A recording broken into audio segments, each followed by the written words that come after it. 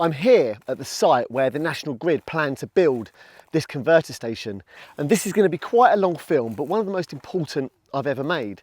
Firstly, I'm going to tell you about what's happening here, and then secondly, I'm going to tell you what's here wildlife wise, and thirdly, what you can do, and then I'm going to hang around here until night time.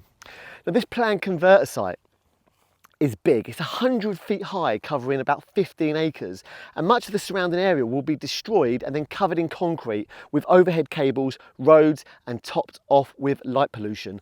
And they're going to be importing electric and exporting electric, and it's going to be coming in from Pegwell Bay to the converter site.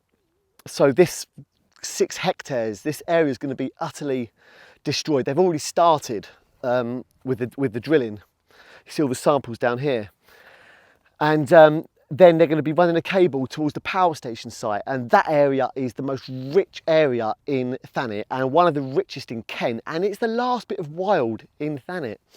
And they're going to be digging a load of that up to run a cable. So now I've come to an area of about 75 acres of scrubland that's going to be destroyed. It's a place that's so incredible that in the past we've been very secretive of it because it's so incredibly rich in wildlife, and the majority of this area in particular will be destroyed just to run a cable to serve the converter station. Thanet Council have already given permission to the destruction of this SSSI site without anyone really realising. Oh, and part of this area used to be a nature reserve. Do you like my badge? Now, whenever there's development, we normally go to angle is to shout about what wildlife is there, but this place really is seriously biodiversity rich. The important thing is to remember that it is more about the importance of the habitat than what wildlife visits. And this habitat is golden. This is proper engagement with the natural world coming through here. I often have to come down, beating my way through all these brambles and stingers with a stick. So what wildlife do we get here, and what will be destroyed by this generator site? And I don't just mean this wildlife here, but this wildlife actually breeds here. Well, one of the most obvious is that clearing of this site will utterly be destroying a historic heronry just over there that contains about 15 nests and has served generations of herons and egrets.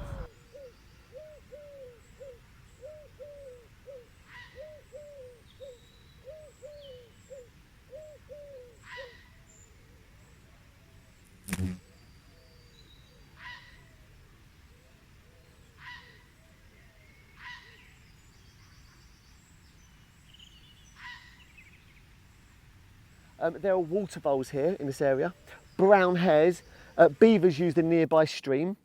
We get grey partridge here, turtle doves, skylarks, yellowhammers, nightingales, long-eared owls, barn owls, little owls, tawny owls, swans, lizards, slow worms, grass snakes, lots of bats. It's a bat roost site. It's incredibly special, lots of solitary bees and important insects. Many of the creatures that visit this habitat are threatened with extinction. Once this area is destroyed, wildlife won't be back. All these creatures live on the edge. And I'll bet you many people in Thanet have never encountered such incredible creatures. It's an extinction of experience for people too.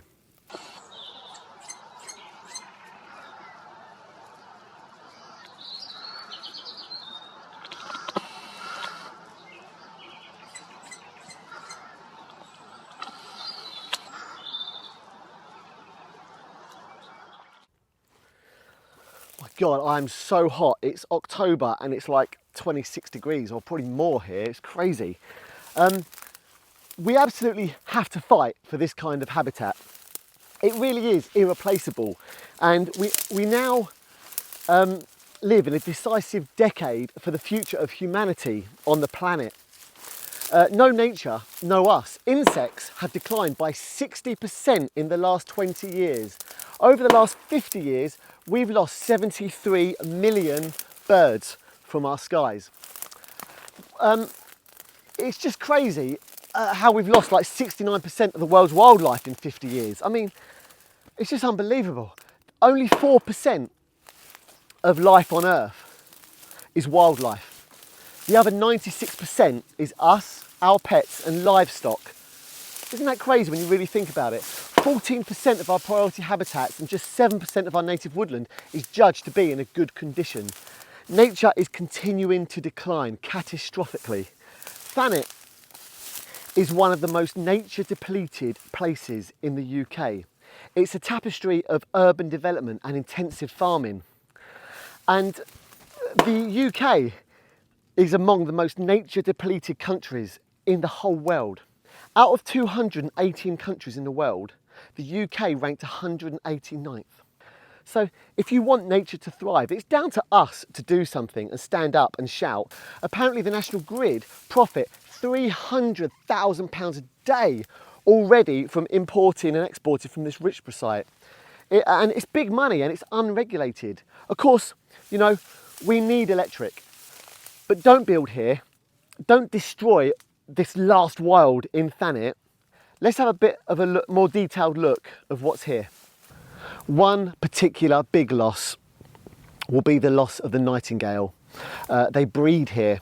They have declined by over 90% in the last few decades. Nightingale are incredible songbirds. Of the 5,000 odd songbirds in the world, nightingale have the most astonishingly rich repertoire. They're able to produce over 1,000 different sounds. That's compared with 340 by skylarks and about 100 by blackbirds. The nightingale is a bird deeply linked in UK culture and history. He singeth the summer in full-throated ease. When you hear a nightingale, it's like nothing else in the world. It's just incredible. It sends a shiver down your spine. Here's a bit of a video of me listening to one right here this spring. Just in there. That is a nightingale. A male nightingale singing its heart out. In Thanet. I'm in Thanet. This is probably the only place in Thanet you'll see nightingales. I can just see him through there, just pick him out. It's a little brown bird. Not that exciting to look at, but the song is absolutely incredible. And he's singing his heart out in there, trying to attract a passing female coming over. And it's a bird that's in severe decline. And every spring I make it my mission to listen to nightingales as much as possible because they don't sing for long. And if they're lucky enough to find a mate, they stop singing. And the population, the name is common nightingale, but sadly they're not common anymore. The population is actually sort of moving down towards the southeast as it declines, so we're one of the strongholds for nightingales, but still they are very rare. Now I'll bet many of you have never had the opportunity to hear a nightingale. They are so rare, and when this development goes ahead, you'll never hear one in Thanet again. This area where they are is going to go, and the land to the south of this area, the old Richborough power station site that's been getting reclaimed by nature, it's already been destroyed. Let's go and take a look and peek through the hedges at that. So as you burst out the site, neighbouring it to the south is the wind turbine, the Richborough Power Station wind turbine. This used to be Richborough Power Station Nature Reserve. And you hear that noise? That is the noise of a peregrine falcon. And peregrine falcons nesting there.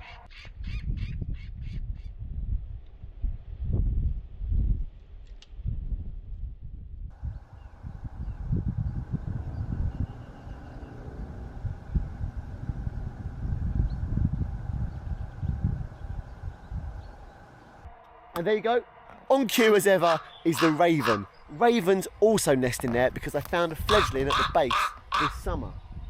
So the amount of destruction at the footprint of this turbine and the surrounding area is going to have an effect on the peregrine and the raven that are nesting in there. And I'm also told they're going to be removing it. Down here I've also had owls, and this is a great corridor for bats. A lot of the destruction has already started, and I can't actually go in there now because it would be trespassing. So as always, you can't normally get in there to see the destruction because they fence it all off and have cameras up, but it used to be really wildlife rich. I'm right in the middle of the scrub now, and I've got my drone up. You probably can't even see me in here.